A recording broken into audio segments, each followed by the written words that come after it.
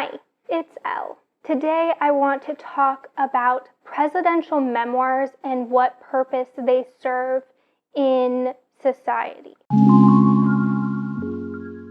I just read A Promised Land by Barack Obama, and it got me thinking about quite a bit of things that had nothing to do with what was actually on the page. So I do want to have that conversation. I have a lot of half-formed thoughts, and I'm hoping people in the comments section can maybe answer some of my questions from your perspectives, and we can kind of open up a dialogue, because I'm very undecided about how I feel about the concept of a presidential memoir at this point. So, some ground rules in this video.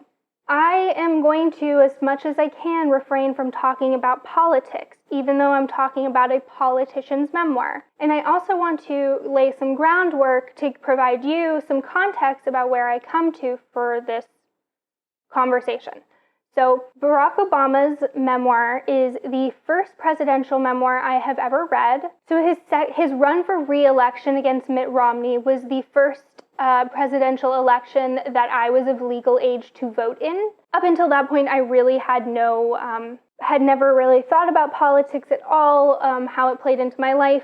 When I was a teenager, it was just not something I really cared about at all, and I won't say that I keep up with everything going on right now. So after I read this book, I read a news article because I was trying to understand for myself, what is the point of a presidential memoir?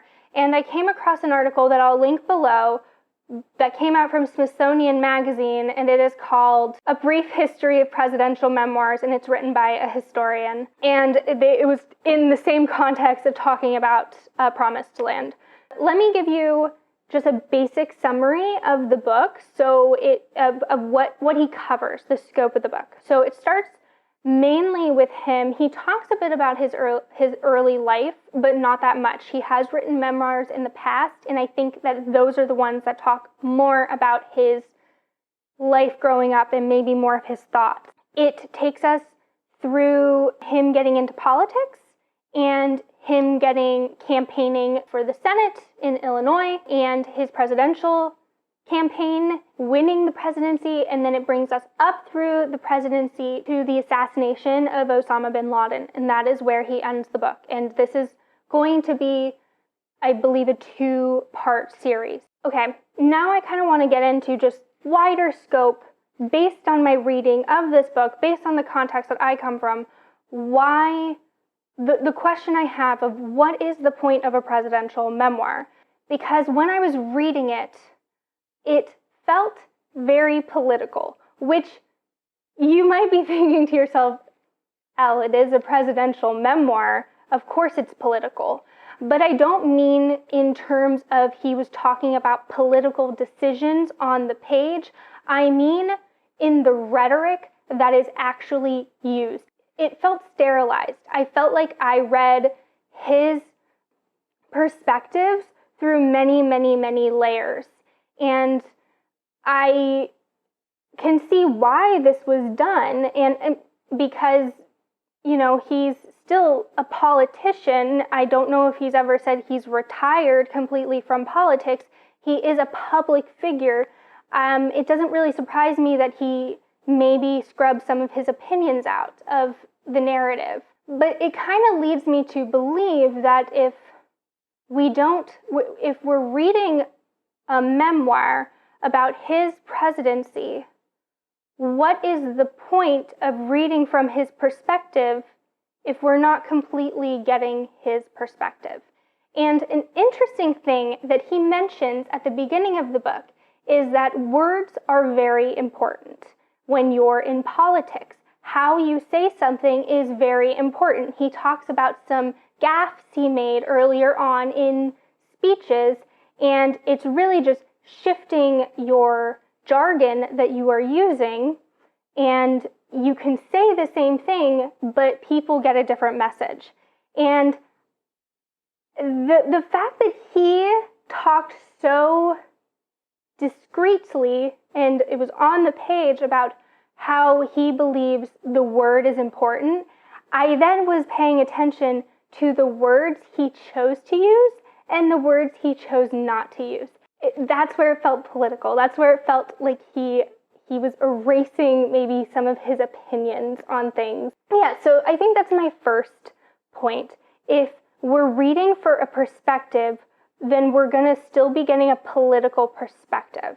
My second point is that if we say I'm coming at this from the point of view of maybe I just want to learn more about what happened in the presidency. If you're reading a memoir from the person who was making the decisions or has to back up the decisions that were made by the people during his presidency, then it seems that a memoir would be a very biased place to get your information. If I wanted to read a book to learn about what happened during someone's time in office, then I would think that the memoir wouldn't be the best place to go because all writing is biased.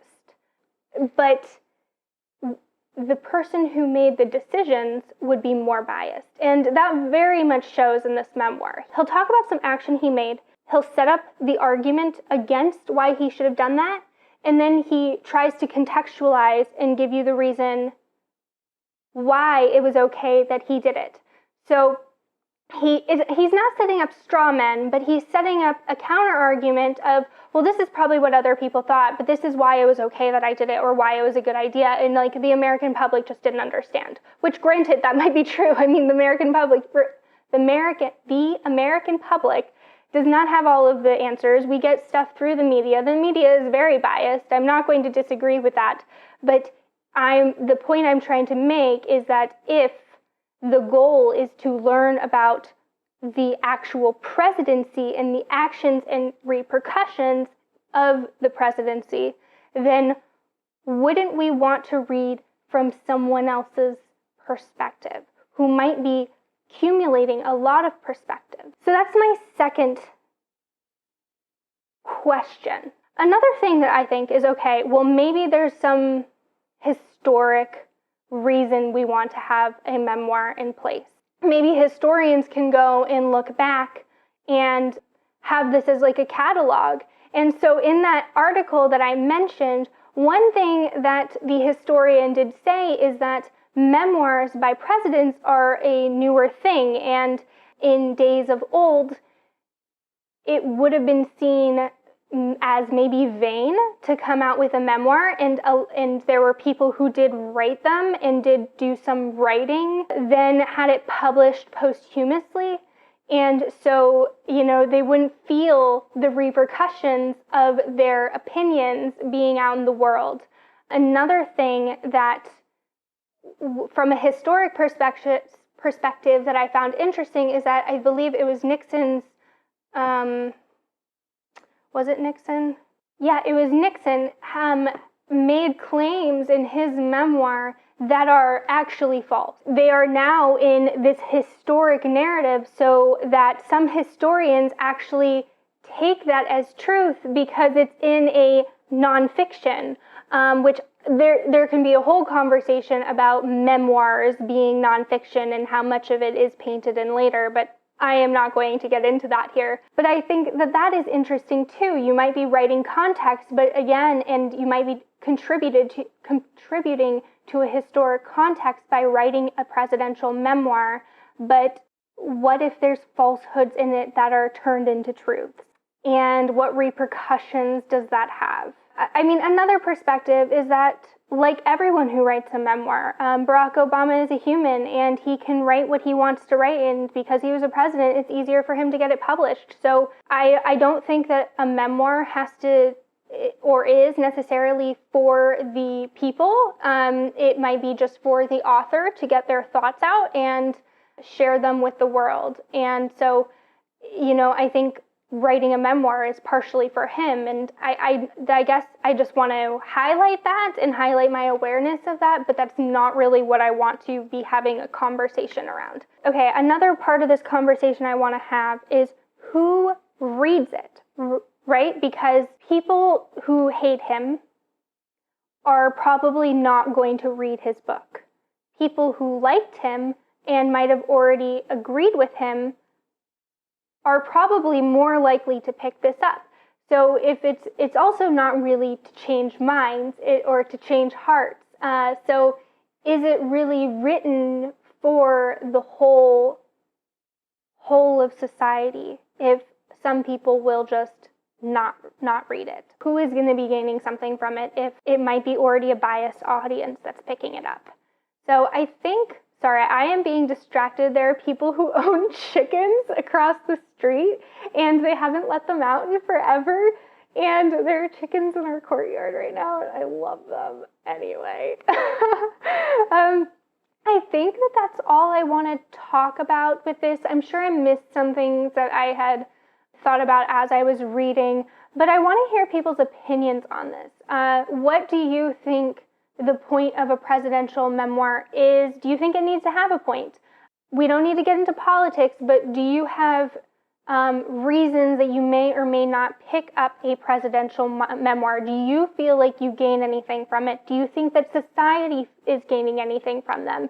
Yeah, write your comments down below. I'm definitely very interested to hear people's perspectives and opinions about this, especially because I'm not a historian. Again, this is my first presidential memoir I've ever read, and I know I'm missing pieces of this conversation. So definitely leave your thoughts down below, and until next time, happy reading.